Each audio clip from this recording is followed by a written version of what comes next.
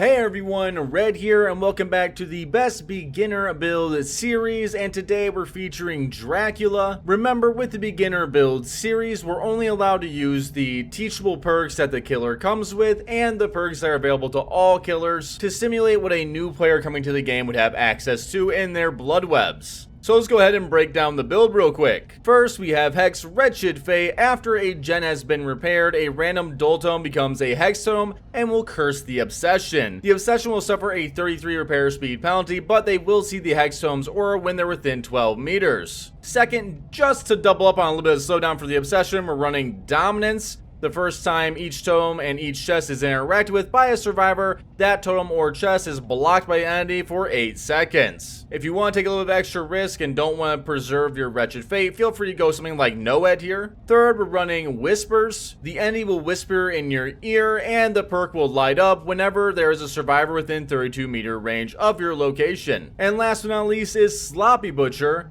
Our base attacks are going to inflict the Mangled and Hemorrhage status effect for 90 seconds. As far as add-ons, I always try and keep it on the simple side, and we'll be going with the Clock Tower gear, which will reduce the cooldown of Shapeshift by 10%, and Traveler's Hat, which will increase the shapeshift speed by 10%. I try to utilize the more simple add-ons for Dracula over his stronger purples, but if you have access to the stronger purples, feel free to go with those instead. This is what I think is currently the best beginner build for Dracula. If you are a Dracula main or have put a lot of time onto Dracula and have a few tips for maybe new players coming into the game or new Dracula mains looking to learn a little bit more, make sure to leave them down in the comment section below. You never know who you're helping out. Make sure to hit the like and subscribe button if you haven't already. Much love. Now let's go ahead and get to the gameplay. Ooh, and our first map is Garden of Absolute Pain and Misery. Definitely not a great map for us, but let's see what we got. We're always keeping an eye. There it is already. Whispers already active. Hey guys, what's going on? We got her currently in the corner, but it's still a really strong tile. We'll see if we can maybe burn some resources out of the way relatively quickly. Ooh, and it ties into the jungle gym. Oh my god. I guess it's kind of like a pseudo jungle gym. But that's actually a really nasty corner because of the double pallet setup and double vault. I might only go for a single hit here. We'll see. There we go. 2 survivors on that gen right there. We're going to branch off. I don't want to make it too obvious. There we go. And we kept one of these right here. Hey man, what's going on? Oh, nice. He got stuck. We can always give up a chase if we absolutely need to, thanks to Sloppy Butcher. She didn't hold forward. I figured she would look for like a way to get out from the corner. She might have. She held forward out. Okay. Well, we'll go for her. She's more up against the wall right now, and I don't want him playing against like the rest of the map. A little bit of pressure to the left. Just missed a skill check. Definitely some strong tiles around here, but we can always threaten Hellfire. Ooh, I might have been able to get that. Hold on.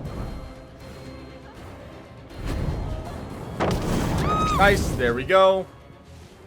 Gotta be very careful. It's a very solid map for survivors, and they seem to have gotten some pretty good RNG on it, so we'll see what we can do. Oh, hey, gamer. No. Hold that for me, though. Take that with you. On the bright side, the first time they get a gen done, Wretched Fate is going to activate, and that at least will slow down the Obsession.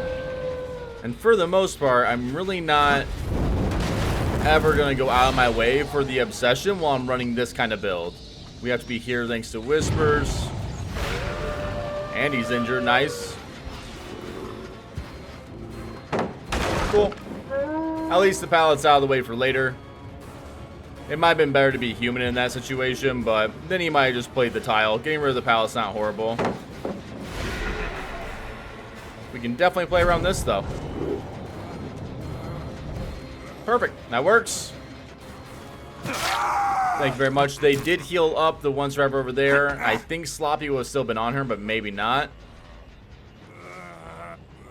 Sloppy's great, just being able to catch survivors off guard later. And when you're a new killer, you don't have access to, like, the best perks. But Sloppy's pretty universal. We're here. Yeah, making our way over to main. Fair enough. How many? 1, 2. Try for the cutoff. Oh, they actually read the cutoff. Nice. I really thought they would have, like, continued forward inwards. Free drop, fair enough. That means we're going back to hook on this one. You can never really be too nice whenever you're running these beginner builds. Remember, survivors aren't going to hold back, so neither should you. Ooh, and we get it. That's a cheeky hit. I didn't think I'd actually tag that one. What you got? We can put him right back on here. It's worth the risk of being a decisive strike right there. If he has it, it's definitely a rip in terms of like time invested, but not the worst thing. Main gen? Nope. Oh, but we're right here though. Double pallet setup. I wonder if I can play around this at all. I might have been able to catch him on like the little corner there, but I would have had to went right away with it.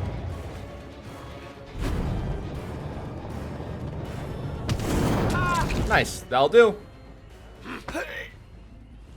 I was a little worried he might be able to double back and get into stun range for us, but we're good. David did get healed up. It's a little bit unfortunate, but at least they wasted a little bit of time to do so. It is the right call for sure. Did we come maybe back to the totem? No. Oh, hi. That's our obsession. I have absolutely zero interest in the obsession. I do, however, want to get this survivor out of the game.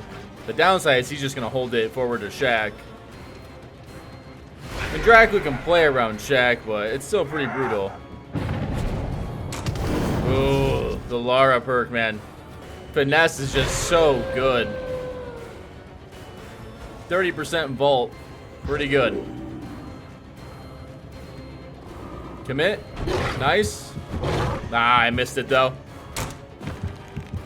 I should have actually just tried blocking out the vault location. That's fine. Looks like the obsession stayed injured. Means we gotta be a little careful on this chase. We definitely want to put it away, though. But if we get a little too greedy, we can also throw a lot for it. And right now, we're gonna start getting to that point. Double back. No double back. Fair enough. I'd rather us play on here if we can. Nice. We'll take it. I could go for a single hit on him. He went around back. I'm assuming he branches out this way eventually, right? There goes Wretched Fate. That means they wasted a little bit of time on the totem. That's good. That means we're not going to lose like 2 gens right here. And especially with him trying to take a hit. Got him. Nice. Hey, got something for you real quick. Take that over there for me. Thank you. I could like leave him slugged and look for like a double tap here, but it's not worth. Getting him out of the game is way more important. I can definitely go for him now. Still a pretty good little setup they have here. We want to break away from this. I want him to be up against the wall, or at least in this corner. I don't want him to get access to the main building. The main building is always strong. Got him. Same thing with Pyramid Head. As soon as I see you starting to drop it, I can trigger the Hellfire. Pyramid Head can do the same thing, and sometimes you can get the stun on Pyramid Head, and then afterwards get hit by the power. It's the same thing with Dracula. He's stage 2. Are we up here? Oh, wow. I didn't hear it right away. But you know what? This works. Bats are just so good for like dropping and then like transforming your way down. And the add-ons help out there a little bit. They allow us just to transform a little bit quicker. Fair enough, that should be a quick burn. That's a dead hard. I could try and trap these survivors on these tiles and play around with Hellfire a little bit more, but I don't really want to get stuck into that situation. There it is. Got him. Sometimes just burning the pallet and getting onto the chase is a little bit more effective. And right now I'm going to be fighting for seconds, so I don't want to get stuck on like awkward tiles. We just got to find the Felix, and there he is. Wolf is just so nice to catch up without losing anything. Bats is really, really solid, but it can be mind-gamed. Especially if they're not injured. If they're injured, you can always like play the bats a little bit more, but I personally prefer taking the guarantee with Wolf. And the movement speed's really nice in Chase. They commit, nice. He is on death hook, so definitely want to commit this if I can. Oh, he held forward. That's really good. I could always use double pounce to catch up. Ooh, damn. We really wanted to avoid main here. He's going for the other window. Yeah, because that's such a dirty little setup. I don't know if that's quick enough. Maybe? Definitely I'll make it back to the other place here, man. Dead hard? There it is. Cool, we'll take it. We could have that other gen pop if they're like really, really on it, but I don't know. They did take time to heal up throughout the sloppy butcher. If we have pressure, it'll most likely be on this gen over here. Whispers is still going off.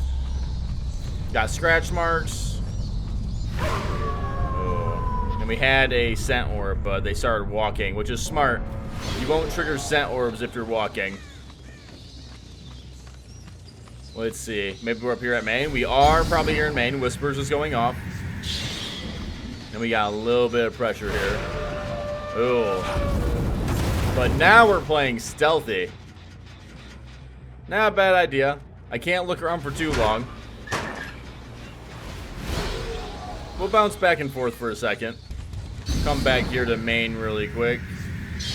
Yeah, we're definitely in the area working on the gen. Hold on. That means they might be sneaking off way, way in advance, which means you might just have people on comms like, hey, I'm leaving this side.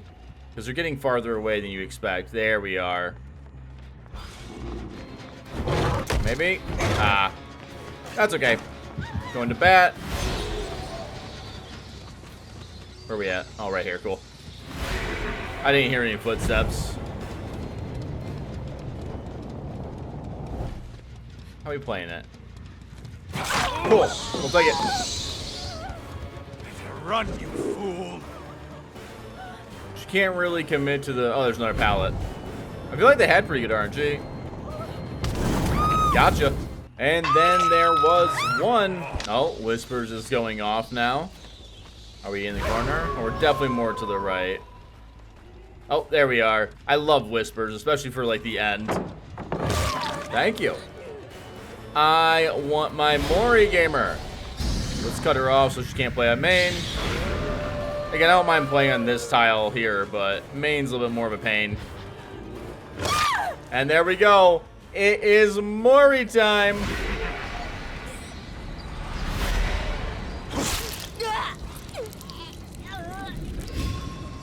I'll be taking some blood.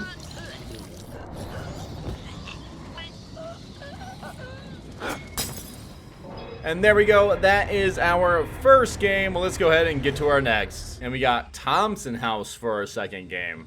I don't mind.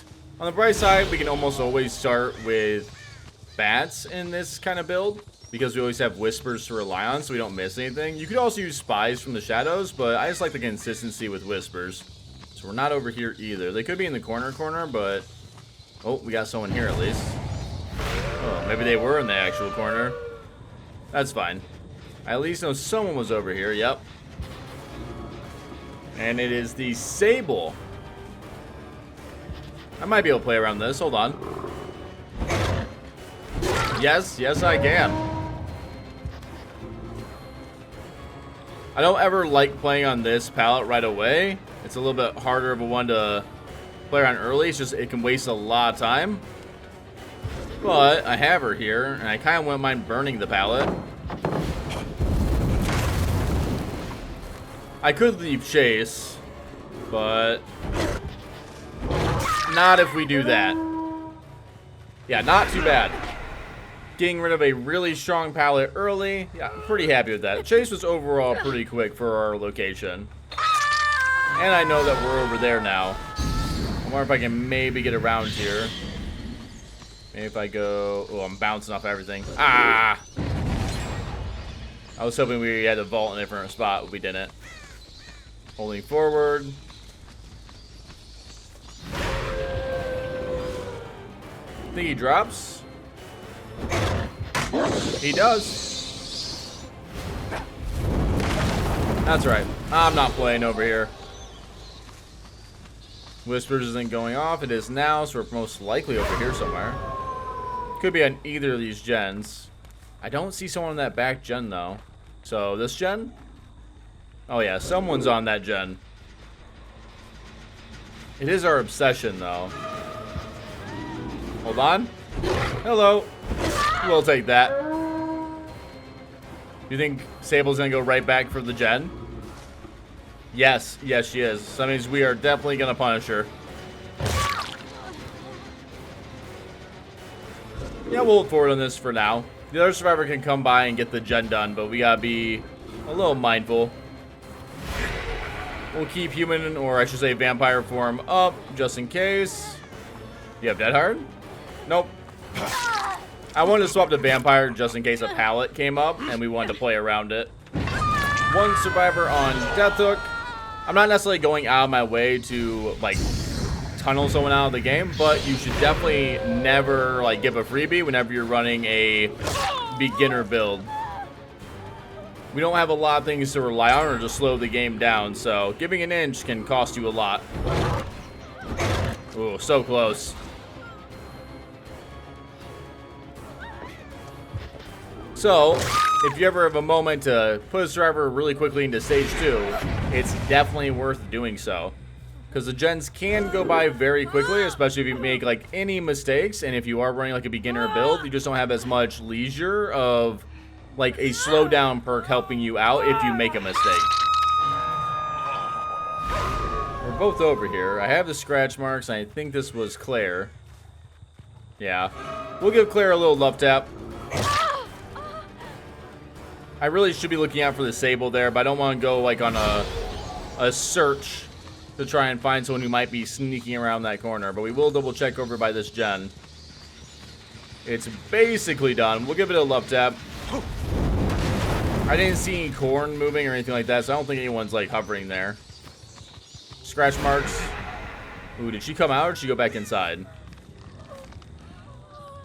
Definitely went back inside. Where are we playing at? That's brave. Thank you. I like how when she fell, she just kind of looked back for a second and just saw death on its way. Cool. There we go. That gen is still regressing. No save yet. So we definitely forced this to like a stage 2. And we're forcing this to a stage 2 just in case they're like cranking gens instead. So if you have a group who... Yeah, there goes one. And this gen has actually got a lot of progress. So these guys are deciding to do a gen instead of going for the save. So, do I want to pressure that? Probably not. It's probably better to go for the Sable here.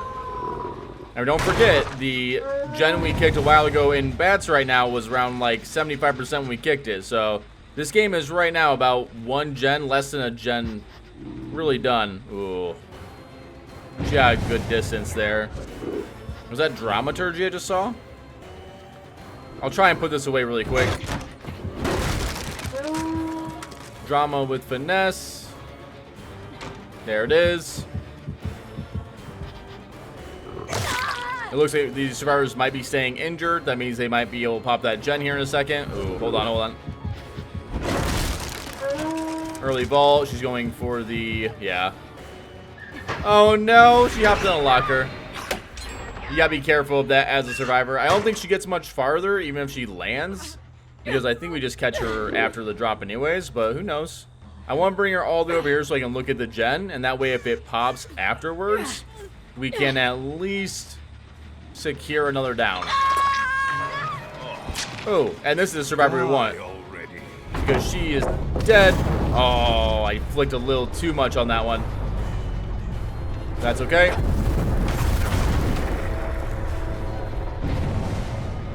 We'll hold it forward on her, because this is at least another survivor out of the game.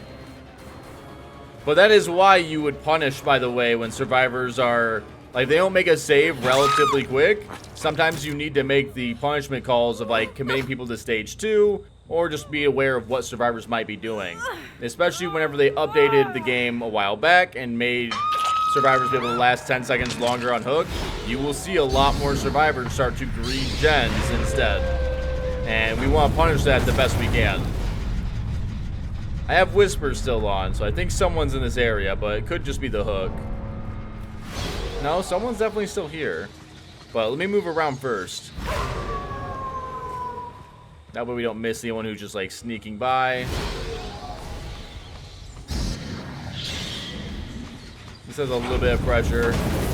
Someone's definitely in the area. Don't see anybody though. I gotta be really careful. I can let this gen here get worked on a little bit, but I definitely have to play over here. There's not really an option. And they definitely came back and worked on it. Scratch marks. How far did we get? Quite a bit. I could chase, but I need to make sure no one else is over here. Okay, whispers is off. We're good. That means the other survivor isn't like hiding in this corner. And she wants my attention, but see where she's running? She's like running off. That way, hopefully, he can work on a gen.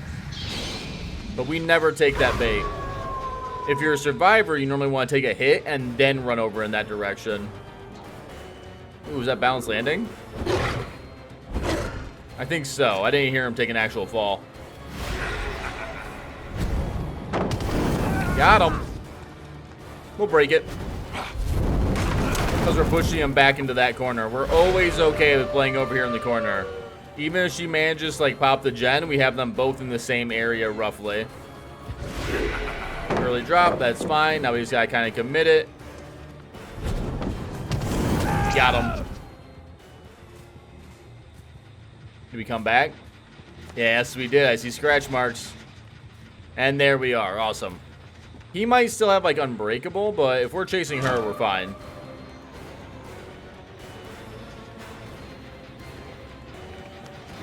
Holding forward. There's really not a lot of places you can go. Thankfully, this isn't crazy RNG'd. Oh, thank you for walking back into that one. And we'll take it. And one more Mori for you guys. Destiny calls.